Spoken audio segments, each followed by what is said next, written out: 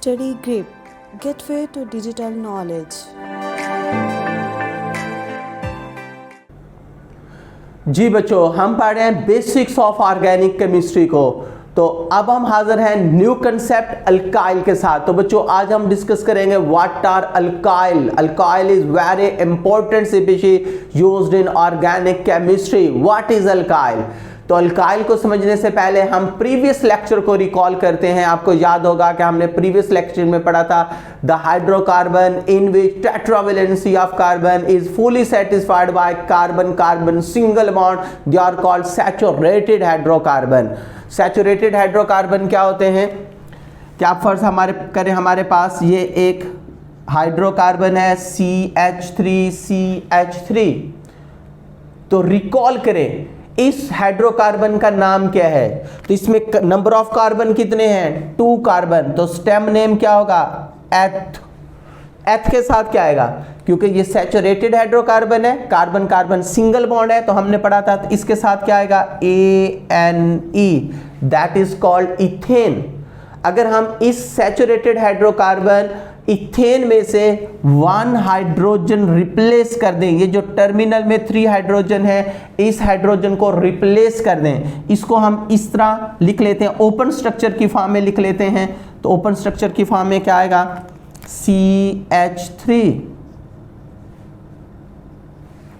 इसमें ये जो टर्मिनल हाइड्रोजन है, अगर हम इस हाइड्रोजन को रिप्लेस कर दें तो हमारे पास ये क्या बचेगा? CH3CH2। CH3 single bond CH2, that species. अब देखें, अब इसमें क्या है? एक वैलेंसी इसकी फ्री हो गई, तो that is called monovalent species. The such type of species is called alkyl। इसलिए हम alkyl को डिफाइन करते हैं the monovalent species formed by replacing 1 hydrogen of alkane is called alkyl। Journal हम इसको R से रिप्रेजेंट करेंगे कि अगर हम अल्केन में से एक हाइड्रोजन रिप्लेस कर दें तो उसके रिजल्ट में जो मोनोवैलेंट स्पीशीज फॉर्म होगी, दैट इज कॉल्ड अल्काइल। तो इस तरह बच्चों, organic chemistry very much interesting. ये बहुत इंटरेस्टिंग है और मैं उम्मीद करता हूं कि इसे पढ़ के आपको बहुत ही मजा आ रहा होगा। अब हम इसकी फर्दर एग्जांपल्स को लेते हैं। तो अब हम इसकी सिंपलेस्ट फॉर्म, जैसे हमने पढ़ा था CH4 मीथेन, रिकॉल करें, इसका नेम क्या होगा? कार्बन 1 है तो स्टेम नेम क्या होगा? मैथ। और इसके साथ क्या आएगा? ANE, methane. अगर हम इसका एक टर्मिनल हाइड्रोजन ओपन स्ट्रक्चर की फॉर्म में लिख लेते हैं, अगर हम इसके इस हाइड्रोजन को, टर्मिनल हाइड्रोजन को क्या कर दें? रिप्लेस कर दें, तो हमारे पास बाकी क्या बच जाएगा? CH3। तो अब इसका नाम क्या होगा? स्टेम नेम वही रहेगा। कार्बन कितने हैं? 1 इज कॉल्ड मैथ।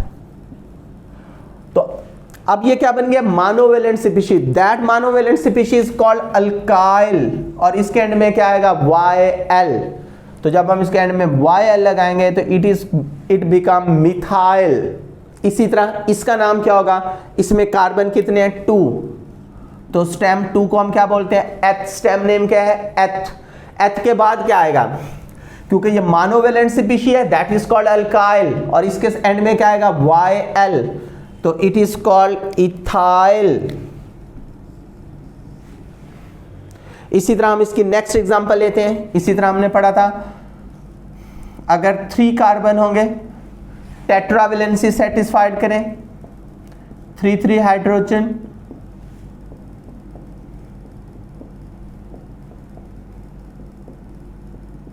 तो अगर हम इसका ये टर्मिनल हाइड्रोजन रिप्लेस कर देते हैं तो ये हमारे पास क्या बनेगा?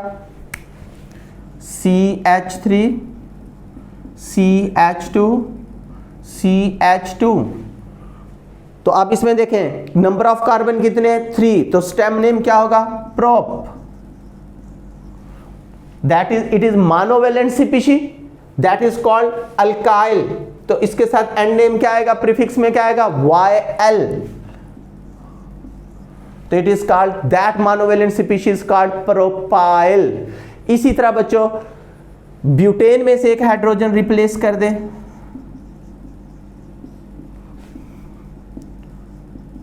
then we obtain butyl। Pentane से क्या हासिल होगा? पेंटाइल। हेक्सेन से क्या हासिल होगा? Hexyl. And heptyl, octyl, nonyl, decyl. उम्मीद है आपको बहुत ही इंटरेस्टिंग भी लगा होगा और इसको आपने इजीली अंडरस्टैंड भी कर लिया होगा। जो नेक्स्ट लेक्चर है वो बहुत ही इंपॉर्टेंट है, उसे आपने बहुत ही गौर से देखना है, जिसमें हम ये पढ़ेंगे कि अगर हम टर्मिनल हाइड्रोजन रिप्लेस ना करें, इसकी बजाय अगर हम जहां से हाइड्रोजन रिप्लेस करें या यहां से हाइड्रोजन रिप्लेस करें, तो तब हमारे पास जो सीपीसी फॉर्म होगी उसका नाम क्या होगा। तब तक के लिए इजाजत दीजिए, अल्लाह हाफिज। Thanks for watching. For more updates, download Study Grip app from Google Play Store.